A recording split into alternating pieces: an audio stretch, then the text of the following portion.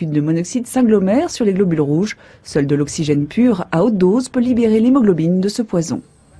Vous mettez ces gens dans les caissons comme si vous les plongiez, il n'y a pas d'eau évidemment, vous les plongiez à une profondeur de 15 ou 17 mètres avec oxygène pur et en 20 minutes, en 40 minutes on élimine ce poison. Maux de tête, vomissements, grande fatigue sont les principaux symptômes d'une intoxication au monoxyde de carbone.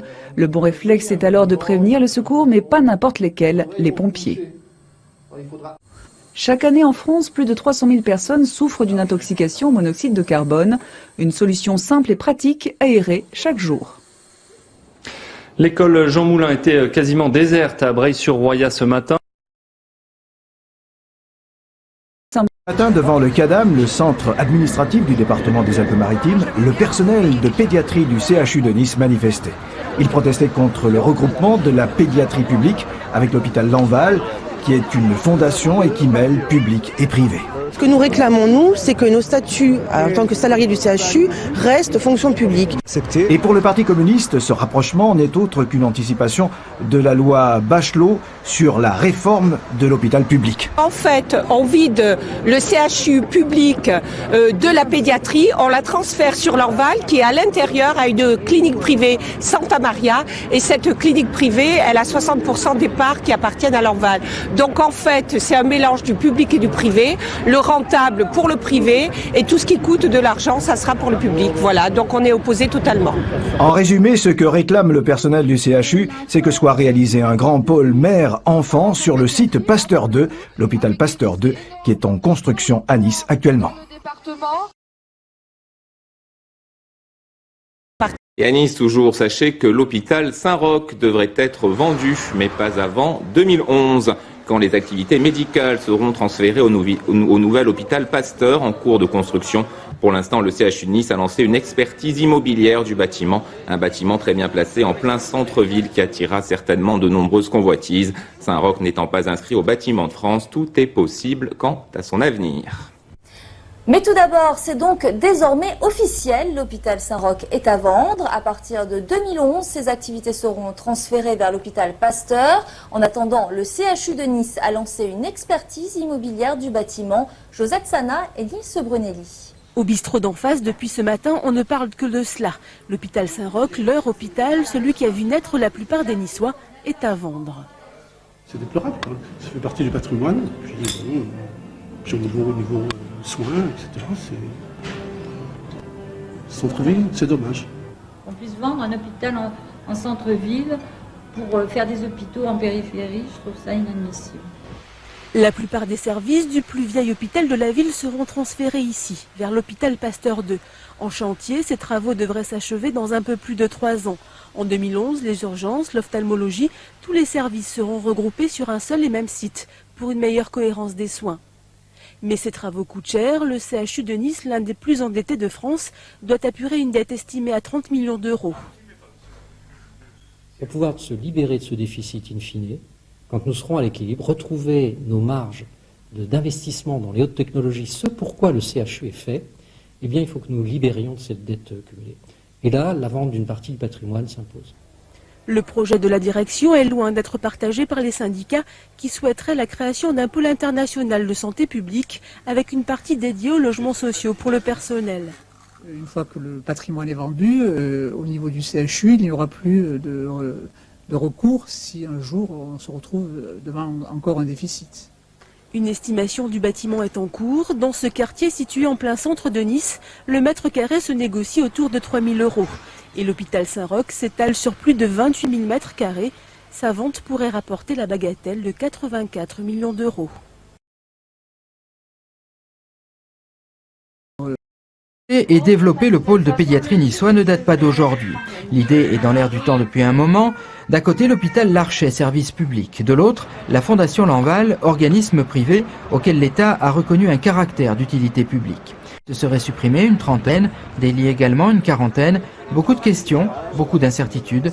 Exemple. Les deux services de pédiatrie vont se rapprocher progressivement. Fin 2009, on pourra déjà mesurer la portée de cette fusion.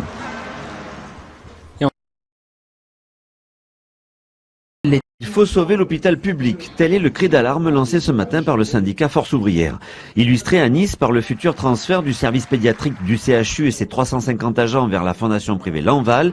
Ajoutez à cela la multiplication des partenariats publics-privés. Pour FO, il est difficile de faire coexister des établissements aux logiques différentes.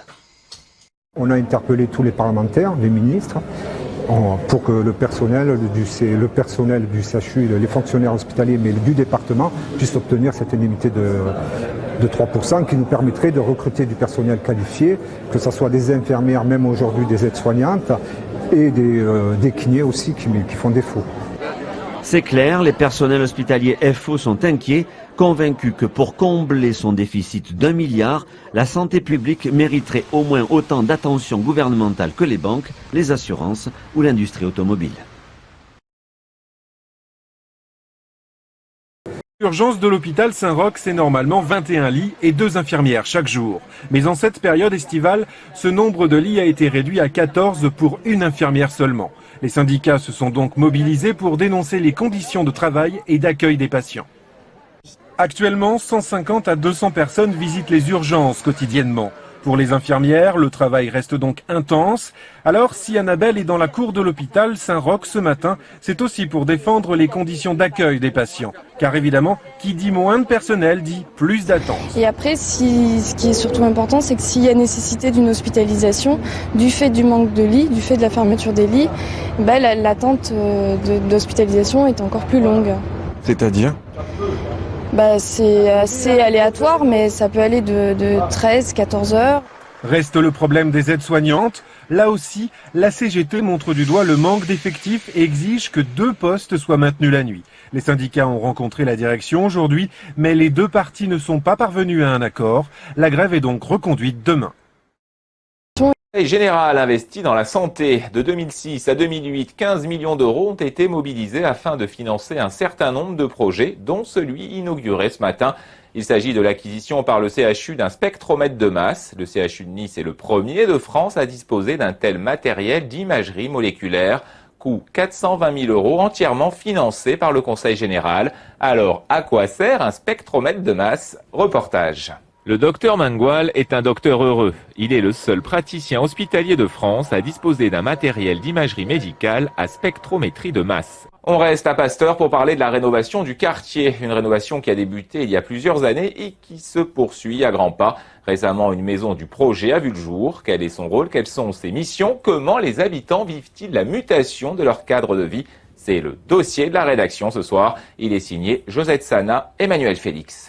Un palmier et une résidence flambant neuve ont poussé en face de chez elle Mehdi Kraoui Keléchian qui vit ici depuis 40 ans. Mais le quartier change. Au pied de l'immeuble dont la rénovation est prévue dans l'année, une maison... Pascaline, chaque jour une dizaine de personnes qui présentent des troubles de la mémoire sont convoquées pour une batterie d'examens au CHU de Nice. Les crédits alloués par le plan Alzheimer ont permis de recruter davantage de psychiatres, gériatres et neurologues et donc de diviser par 2 le délai d'attente pour une consultation au centre mémoire et de ressources. Le problème de cette maladie, c'est qu'on a tendance à perdre un peu son autonomie et qu'il va falloir être aidé. Et c'est là, je dirais, qu'il est important de diagnostiquer avant parce que ça va être de mettre en place toutes les aides qui vont vous permettre d'avoir et de continuer à avoir une qualité de vie et de pouvoir vivre à domicile le plus longtemps possible. Je vais essayer de me rappeler du nom de notre invité. Évidemment, c'est le professeur Philippe Robert. Bonsoir professeur. Bonsoir. Vous êtes spécialiste de la maladie, vous dirigez le centre mémoire au niveau du CHU de Nice.